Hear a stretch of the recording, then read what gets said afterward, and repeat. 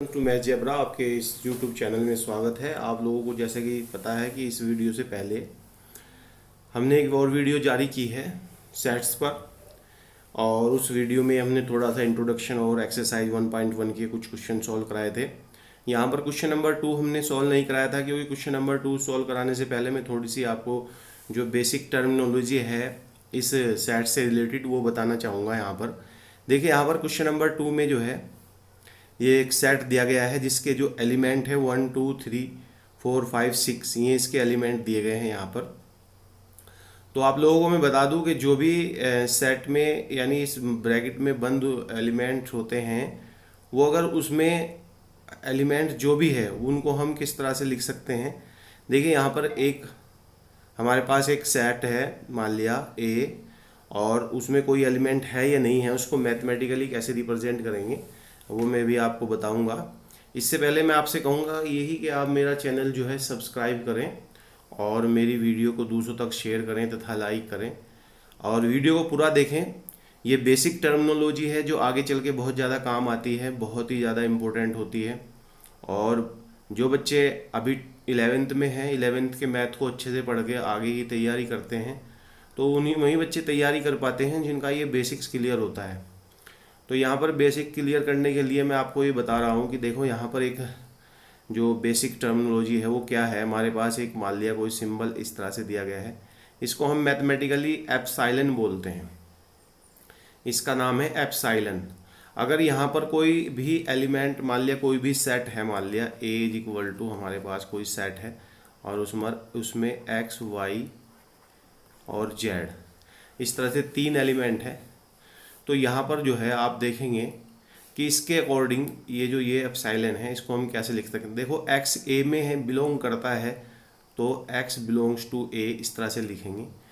Y ए में belong करता है, तो वाई बिलोंग्स टू ए, और जेड बिलोंग्स टू ए। तो इसका मतलब ये हुआ कि इसका जो मैथमेटिकली मीनिंग है, इसका मतलब है बिलोंग्स टू जिस सेट के लिए बात कर रहे हैं उस सेट के लिए बिलोंग्स टू बोलते हैं। अगर कोई एलिमेंट इसमें मौजूद ना हो, जैसे यहाँ पर एक्स वाई जेड है, मान लिया मैं 1 कहूँ, तो 1 तो ए में नहीं है। अब 1 ए में एग्जिस्ट नहीं है, तो इसका मतलब क्या है कि 1 does not belongs to A. तो यानी अगर कोई एलिमेंट नहीं है तो उसको ऐसे लगाते हैं, इसको बोलते हैं डज नॉट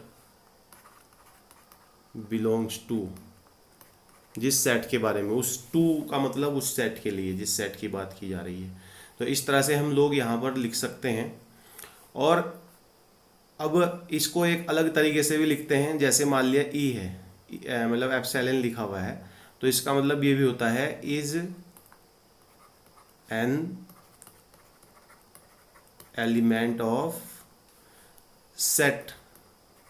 कोई भी सेट हो, ए हो या बी हो, मान लिया जैसे यहाँ पर है एक्स बिलोंग्स टू ए है, मैं पढ़ रहा हूँ इसको एक्स ए, तो एक्स बिलोंग्स टू ए भी कह सकते हैं, और इसको ऐसे भी कह सकते हैं एक्स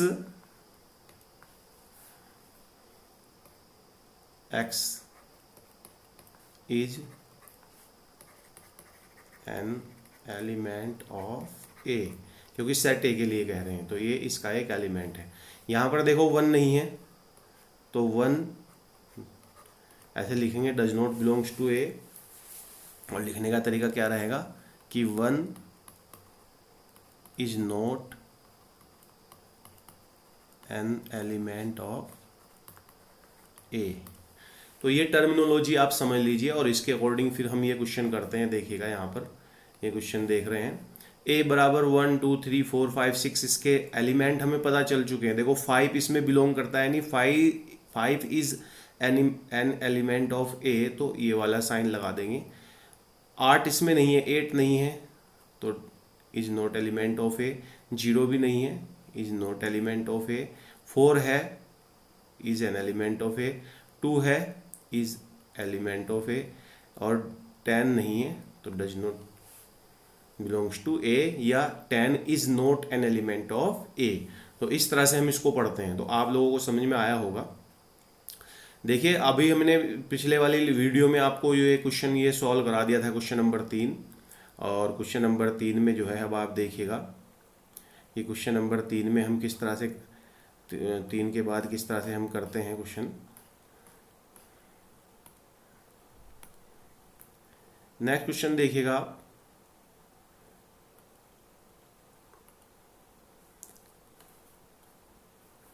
ये क्वेश्चन नंबर 4 है। 4 को भी मैंने बता दिया था, 4 के बाद 5 को है, क्वेश्चन नंबर 5। और 5 में किस तरह से हम करेंगे देखिएगा आप। यहाँ पर जो है आप एक सेट दिया गया है ए, और कहा गया है कि a is equal to x, that x एक विषम प्राकृत संख्या है। तो देखो यहाँ पर सबसे पहले हमें नेचुरल नंबर का सेट पता होना चाहिए। n जो होता है प्राकृत संख्या, उसमें 1, 2, 3, 4, 6, 7, 8, 9 इस तरह से एलिमेंट एग्जिस्ट करते हैं यहाँ पर। तो अब देखिएगा विषम प्राकृत संख्या है, तो विषम इसके लिए हम लिख देंगे a is equal to x, that x एक विषम प्राकृत संख्या है। तो इसका जो रोस्टर फॉर्म होगा, सूचीबद्ध जो होगा, वो कैसे होगा। देखो विषम संख्या कौन सी होती है आप सभी जानते हैं। विषम संख्या उन संख्या को कहते हैं, यानी ऑड नंबर वो नंबर होते हैं जो 2 से डिवाइड नहीं होते, जो 2 से डिवाइड नहीं होते। तो देखो यहाँ 2 से डिवाइड ना होने वाले नंबर लिख लेंगे 1, 3, 5, 7, 9, 11। इस तरह से ही आगे के नंबर लिखते रहेंगे एंड सो ऑन। तो यहाँ पर आप देख रहे हैं कि ये सेट तैयार हो गया है। कौन सा सेट है ये? इसके लिए तैयार कर दिया हमने एक set b is equal to A. तो यहाँ पर आप देखो a is equal to A, तो b इज इक्वल टू क्या है? b x such that x एक पूर्णांक है और -1/2 से बड़ा है, ग्रेटर है, और 9/2 से लेस है। तो देखो पूर्णांकों का सेट हमें पता होना चाहिए। ये पूर्णांकों का सेट हमको लिख लेना चाहिए या पता होना चाहिए। इसमें क्या होता है? -2 होता है, -1 होता है, 0 होता है, फिर 1 होता है, प्लस का 2 होता है, फिर ऐसे ही चलते रहते हैं हम लोग अप टू इन्फिनिटी, दोनों साइड में, -इन्फिनिटी से लेके प्लस इन्फिनिटी में। अब देखो यहाँ पर क्या कहा गया है कि एक पूर्णांक है -1/2। देखो -1/2 का मतलब 0.5, और 0.5 से बड़ा जो पूर्णांक है वो कितना है? 0। और 9/2 का मतलब क्या है? 4.5। 4.5 से छोटा पूर्णांक क्या है यहाँ पर? 3 और 4 ऐसे। तो इसके लिए हम b के लिए जो जब सेट बनाएंगे तो b का सेट कैसे बनेगा? b इज इक्वल टू, ये यहाँ पर ऐसे बन जाएगा 0, 1, 2, 3 और 4। तो ये सेट हमारा तैयार हो गया है। b इज इक्वल टू ये सेट, इसको सूचीबद्ध कर दिया है। फिर c है, c x दैट x एक पूर्णांक है जिसका वर्ग जो है यानी x² लेस देन और इक्वल टू है 4 के। तो लेस देन और इक्वल टू 4 है, तो आप लोग ये देख लीजिए कि लेस देन और इक्वल टू 4 का मतलब क्या है? लेस देन इक्वल टू, ऐसे कितने पूर्णांक हैं जिनका वर्ग जो है 4 से छोटा हो। देखो पूर्णांकों का सेट मैंने यहाँ लिख दिया। अगर मान लिया -2 का वर्ग करूंगा तो 4 के बराबर हो जाएगा। -1 का वर्ग, देखो बराबर और छोटे की बात हो रही है यहाँ पर। और फिर अगर हम यहाँ पर देखते हैं 0 भी 4 से छोटा है, 1 का वर्ग करेंगे वो भी 4 से छोटा है, 2 का वर्ग करेंगे वो भी 4 से छोटा है। लेकिन अगर 3 का वर्ग कर दिया हमने तो 3 का वर्ग 9 हो जाएगा जो 4 से बड़ा है। तो इसके लिए हम c जो सेट बनाएंगे वो कैसे बनाएंगे? वो सेट बनाएंगे कि -1 बल्कि -2 -1 0 1 2, इस तरह से हम c की वैल्यू यहाँ पर बना देंगे। फिर क्वेश्चन नंबर डी है यहाँ पर, मतलब 4th क्वेश्चन है डी। एक सेट डी डिफाइन किया गया है इस तरह से कि x such that x loyal शब्द का एक अक्षर है। देखो मैंने पिछली वीडियो में आप लोगों को बताया था, कोई भी अगर आपके पास अक्षर हो, वर्ड हो, तो उसका जो हम किस प्रकार से वो बनाते हैं, उसमें जो भी वर्ड यूज किए जाते हैं उन सभी जो भी अल्फ़ाबेट यूज किए जाते हैं, जैसे कि लोयल है तो लोयल में 2 L आ रहे हैं। तो हम जब इसका सेट बनाएंगे और इसके एलिमेंट्स को लिखेंगे तो इसके एलिमेंट्स को किसी भी अल्फ़ाबेट को 2 बार नहीं लिखा जाता है। तो LOA ऐसे बन गया, ये दोबारा नहीं लिखना है, L दोबारा नहीं लिखना है। तो इस तरह से डी जो सेट है वो इस तरह से सूचीबद्ध हो गया है, यानी इसको रोस्टर फॉर्म में हमने लिख दिया है। उसके बाद एक यहाँ पर ई है, एक्स सच दैट एक्स वर्ष का एक ऐसा महीना है जिसमें 31 दिन नहीं होते हैं। तो 31 दिन जिनमें नहीं होते हैं वो आप आराम से यहाँ पर लिख सकते हैं। उसके बाद एफ है, एक्स दैट एक्स अंग्रेजी वर्णमाला का एक व्यंजन है जो के से पहले आता है। देखो व्यंजन यानी कॉन्सोनेंट है, तो मैं लिख देता हूँ कौन सा है। देखो ए बी सी डी, वैसे तो हम लिख लेंगे ए बी सी डी लिख लेंगे, मान लिया A B C D E F G H I J और ये के। तो लेकिन यहाँ पर एक चीज़ ध्यान रखना है कि सिर्फ कॉन्सोनेंट लिखने हैं, तो यहाँ पर कुछ तो हमारे पास जो है क्या है, कुछ तो हमारे पास वोविल्स हैं, ये जैसे कि ए हो गया, ई हो गया और आई हो गया, ये क्या है हमारे पास वोविल्स। तो अब आप जब लिखेंगे सेट तो यहाँ से लिखेंगे b comma c comma d और comma f comma g comma h और कोमा जे, क्योंकि के से पहले वाले लिखने हैं, ठीक के से पहले। तो के से पहले आने वाले जो आपके कॉन्सोनेंट हैं, व्यंजन है, वो ये हैं। उम्मीद है कि आप लोगों को ये क्वेश्चन समझ में आया होगा। अब देखिए एक लास्ट क्वेश्चन है इसका, question number 9 sorry question number 6, उसको देख लीजिए आप कैसे करेंगे। क्वेश्चन नंबर 6 में हमें एक टेबुलेशन दी गई है, दोनों साइड में हमको मिलाना है इसको। तो आप देखिएगा 1 2 3 6 है, फिर 2 3 है, फिर मैथमेटिक्स लिखा हुआ है, मतलब MATHEICS लिखा हुआ है, फिर 1 3 5 9 7। तो देखो यहाँ पर क्या कहा गया, एक्स सच दैट एक्स एक अभाज्य संख्या है और 6 की भाजक है। एक अभाज्य संख्या है और क्या है, 6 की भाजक। तो देख लीजिए आप, ये जो 2 और 3 है, ये दोनों के दोनों प्राइम नंबर है, ये दोनों के दोनों क्या है, 2 और 3 प्राइम नंबर। लेकिन कैसे नंबर हैं ये, प्राइम होने के साथ साथ ये 6 के भाजक हैं, 6 के डिवीजर हैं। देखो 2 से भी 6 डिवाइड हो जाता है और 3 से भी 6 डिवाइड हो जाता है। तो इसका मतलब ये जो सेकंड है ये कहाँ पर मैप कर जाएगा, यहाँ पर। उसके बाद 1 2 3 6 है, तो इधर देखो एक्स दैट एक्स संख्या 10 से कम एक विषम प्राकृत संख्या है। तो विषम प्राकृत संख्या ये है हमारे पास 1 3 5 7 9, 10 से छोटी भी है, तो ये वाला पोर्शन इससे मैच कर जाएगा, यानी ये जो है बी से मिलेगा। उसके बाद क्या कहा गया है, एक्स दैट एक्स एक प्राकृत संख्या और 6 की भाजक है। देखो ये सभी की सभी संख्या क्या है, 6 की भाजक है, 6 के डिवीजर है, 1 2 3 6 के डिवीजर है, 3 6, ये सब क्या करते हैं, तो ये सी से मैप हो जाएगा।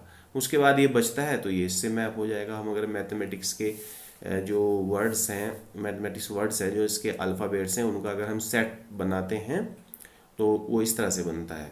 तो इसका मतलब क्या हुआ कि जो फर्स्ट है, फर्स्ट किससे है, फर्स्ट है भाई हमारे पास सी से, और सेकंड किससे है, सेकंड का आंसर है ए, और थर्ड का आंसर क्या है भाई, थर्ड का आंसर है डी, और फोर्थ का आंसर है ए, फोर्थ का आंसर है बी। तो इस तरह से हमारा ये क्वेश्चन सॉल्व हो जाता है। अब देखिएगा आप नेक्स्ट जो हमारे पास है वो कुछ ये एक्सरसाइज पूरी हो चुकी है, और वो कुछ हमारे पास ऐसे हैं क्वेश्चन, मतलब ऐसे सेट हैं जिनको डिफाइन करके हमें बताया गया है कि किस किस प्रकार के सेट हो सकते हैं। तो यहाँ देखिएगा आप लोग, आपकी स्क्रीन पर दिख रहा होगा कि ये जो हमारे पास सेट है रिक्त समुच्चय, द एम्प्टी सेट, इसको हम इंग्लिश में नल सेट भी बोलते हैं, आप याद रखना नल सेट भी आ जाता है। तो ये ऐसा सेट है रिक्त समुच्चय या शून्य सेट कि इसको हम फाई से डिनोट करते हैं, याद रखना फाई से डिनोट करते हैं, ये फाई है। और इसको फाई के साथ साथ हम कभी कभी इस तरह के ब्रैकेट में भी लिख देते हैं, मतलब ब्रैकेट में कुछ नहीं लिखना, खाली ब्रैकेट लिखना होता है। अगर ये दोनों बात एक ही होती है तो फाई इज इक्वल टू, अगर कभी आपने मान लिया एक सेट ऐसे लिख दिया तो ये नल सेट है। लेकिन कभी गलती से ऐसा मत लिख देना, कई बच्चे कई बार कंफ्यूज हो जाते हैं। मान लिया ए इज इक्वल टू ऐसे लिख दिया, इसी में ही फाई लिख दिया, तो अब ये नल नॉट नल,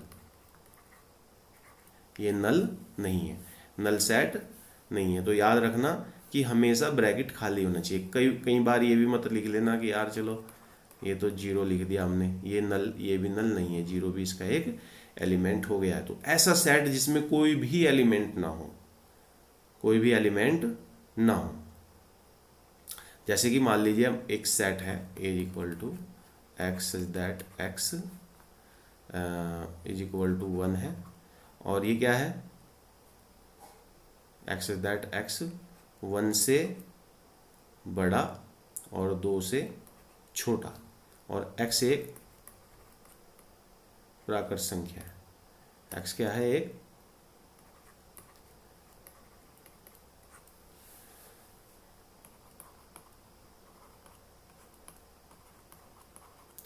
प्राकृत संख्या। तो अब आप देख लो, ऐसी कोई प्राकृत संख्या है ही नहीं है जो 1 और 2 के बीच में लाई करे, तो इसको हम क्या लिखेंगे, 5। ऐसा हमारे पास कोई भी, आप देख रहे हैं नेचुरल नंबर का सेट जो होता है वो क्या होता है, 1 2 3 4 5 6। अब देख लो आप, इसमें 1 और 2 के बीच में कोई नंबर लाई करता है, नहीं करता है, तो इसलिए एज इक्वल टू 5। तो आपको ये समझ में आ गया होगा। अब आप देखिएगा नेक्स्ट क्वेश्चन, और क्या क्या नेक्स्ट डेफिनेशन हो। देखो नेक्स्ट हमारे पास परिमित और अपरिमित समुच्चयों की बात आ रही है, फाइनाइट एंड इनफाइनाइट सेट। तो फाइनाइट सेट का मतलब क्या होता है, जिसमें एलिमेंट का जो नंबर है वो एलिमेंट है वो फाइनाइट हो, यानी काउंटेबल हो। फाइनाइट सेट वो क्या होता है, इसको हम इंग्लिश में काउंटेबल भी बोलते हैं। क्या बोलते हैं, काउंटेबल।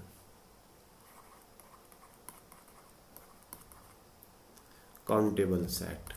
तो काउंटेबल सेट जैसे मान लिया एज इक्वल टू कोई भी सेट दिया है 2 3 4 5 6, तो ये हमारे पास क्या है, काउंटेबल सेट है। क्या है ये, काउंटेबल, क्योंकि हम इनको काउंट कर सकते हैं। फाइनाइट सेट है, परिमित समुच्चय है, तो हम इसको आराम से, जैसे कोई दूसरा सेट है मान लिया b is equal to x y z p q r, इस तरह से, तो हम इनको काउंट कर सकते हैं, तो ये काउंटेबल सेट है। उसके बाद कुछ सेट ऐसे थे, जैसे अभी हम नेचुरल नंबर का सेट पढ़ रहे थे, 1 2 3 4 5 6। तो अभी एक लास्ट का नंबर हम सबसे बड़ा नंबर नहीं बता सकते, कितने सेट, कितने मतलब इसमें एलिमेंट है, तो ये क्या है, नोट अनकाउंटेबल सेट है, यानी इनफाइनाइट सेट है। तो दो तरह के सेट जो यहाँ पर बताया मैंने, इनफाइनाइट, और इसको हम अनकाउंटेबल कहेंगे। तो अनकाउंटेबल और काउंटेबल दो तरह के सेट है, इसको इनफाइनाइट सेट कहेंगे और इसको फाइनाइट सेट कहेंगे। तो आप याद रखना है, बहुत सारे आपके पास है, जैसे होल नंबर्स का सेट है, W इक्वल टू क्या है, 0 1 2 3, ये सब कैसे हैं, ये भी अनकाउंटेबल है, यानी इनफाइनाइट सेट है। तो बहुत सारे नंबर हैं जिसमें हम सेट्स के एलिमेंट्स को काउंट नहीं कर सकते, ऐसे बहुत सारे सेट्स हैं, तो उन सेट्स को ही हम अनकाउंटेबल कहते हैं। जैसे कि जेड है, जैसे कि रैशनल नंबर है, जैसे कि रियल नंबर है, तो ये सब क्या है, अनकाउंटेबल है। लेकिन अगर एक फिक्स कर दिया, जैसे कि ए और बी की वैल्यू दी गई है, मान लिया कोई तीसरा सेट सी इक्वल टू है, इसमें a B C D E f इस तरह के एलिमेंट है, तो काउंट कर सकते हैं हम कितने एलिमेंट है, 1 2 3 4 5 6। तो नंबर ऑफ एलिमेंट कितने हैं यहाँ पर, नंबर ऑफ सी के एलिमेंट कितने हैं, 6 हैं। तो इसका मतलब काउंटेबल है, काउंट कर सकते हैं, तो काउंटेबल है। अब देखिए कुछ और नेक्स्ट डेफिनेशंस हैं जो आपको दिखाई दे रही, मतलब बताई जाएगी अभी, आप लोग उनको ध्यान से देखते रहिए। देखिएगा अब नेक्स्ट जो डेफिनेशन है हमारे पास वो क्या आ गई है, इक्वल सेट की, समान समुच्चय। तो देखो कोई भी समुच्चय, कोई भी दो सेट है, इक्वल कहलाते हैं अगर उनके एलिमेंट बिल्कुल एग्जैक्टली वही हो, उनका ऑर्डर का कोई मतलब ना हो, उनको हम एज इक्वल टू बी लिखते हैं। मान लिया एक सेट है एज इक्वल टू 1 2 3 4, और बी इक्वल टू दूसरा सेट है, इसमें 2 4 3 1, इस तरह से एलिमेंट लिखे हुए हैं। तो देखो यहाँ पर 1 बिलोंग करता है, 1 is element of a, also 1 is element of b, 2 is element of a, also 2 is element of b, और 3 is an element of a and 3 is element of b, और 4 is element of a and 4 is element of b. तो जो element ए में है वही B में है, तो सभी के सभी एलिमेंट दोनों साइड यानी दोनों सेट्स में मौजूद हैं, तो इसलिए ये दोनों सेट क्या है, ए इक्वल टू बी। यानी इक्वल सेट है, इनको इक्वल सेट बोलते हैं। देखो यहाँ पर ऑर्डर चेंज हो गया है, ये 1 पहले आया है, यहाँ 1 लास्ट में आया है, तो इस बात से कोई प्रभाव नहीं पड़ता है, इस बात का कोई इफेक्ट नहीं पड़ेगा।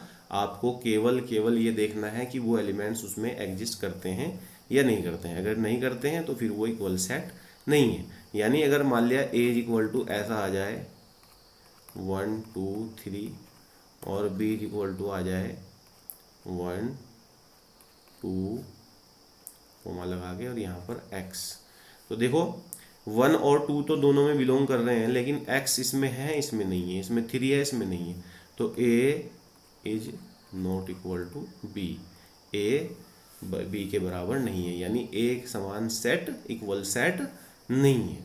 तो उम्मीद है कि आप लोगों को ये डेफिनेशन भी क्लियर हुई होगी। और अब आगे के क्वेश्चन देखते हैं, आगे क्या क्या प्रॉब्लम। देखिए अब आपके पास ये एक्सरसाइज 1.2 के क्वेश्चन दिए गए हैं। यहाँ पर लिखा हुआ है रिक्त समुच्चय के उदाहरण है, यानी नल सेट बताना है इसमें। नल सेट देखो 2 से भाज्य विषम प्राकृत संख्याओं का समुच्चय। अब 2 से भाज्य भी हो और विषम भी हो तो ऐसा तो कोई सेट है ही नहीं है हमारे पास, तो ऐसा कोई सेट नहीं है, तो ये जो है ये हमारे पास फाई है, यानी फर्स्ट जो है वो क्या है, नल सेट है। सम अभाज्य संख्याओं का समुच्चय, सम और अभाज्य ऐसा है।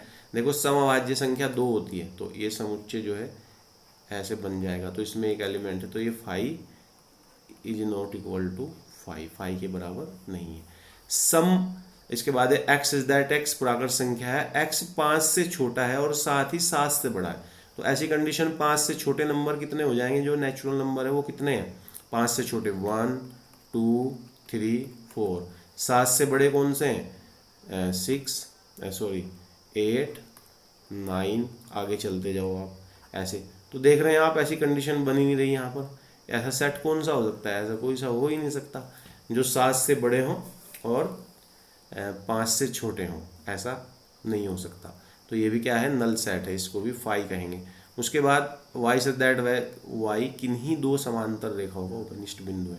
तो ये भी देखो समांतर रेखाएं ऐसे होती हैं, आप जानते हैं कि समांतर रेखाओं का कहीं पर भी कोई उपनिष्ठ बिंदु नहीं होता, तो इसलिए ये भी कैसा सेट है, फाई है, नल सेट है। ओके बच्चों, आप लोगों को आज की वीडियो में इतना ही बताया जा रहा है। नेक्स्ट जो आपकी डेफिनेशंस है उनको याद कर लीजिए बहुत अच्छे तरीके से, और जब हम इस एक्सरसाइज में उनको अप्लाई करेंगे तो हमें क्वेश्चन बहुत ही आसान और बहुत ही ईजी दिखाई देंगे। सबसे बड़ी बात है कि डेफिनेशन आपको क्लियर होनी चाहिए। अगर डेफिनेशन क्लियर नहीं है तो आपकी समझ में कुछ भी नहीं आएगा। तो मैं उम्मीद करता हूँ कि आप लोग उसको अच्छे से याद करेंगे, और जो इसके शेष पार्ट है, रिमेनिंग पार्ट इस एक्सरसाइज का, वो नेक्स्ट वीडियो में हम सॉल्व करेंगे। Thanks for watching this video.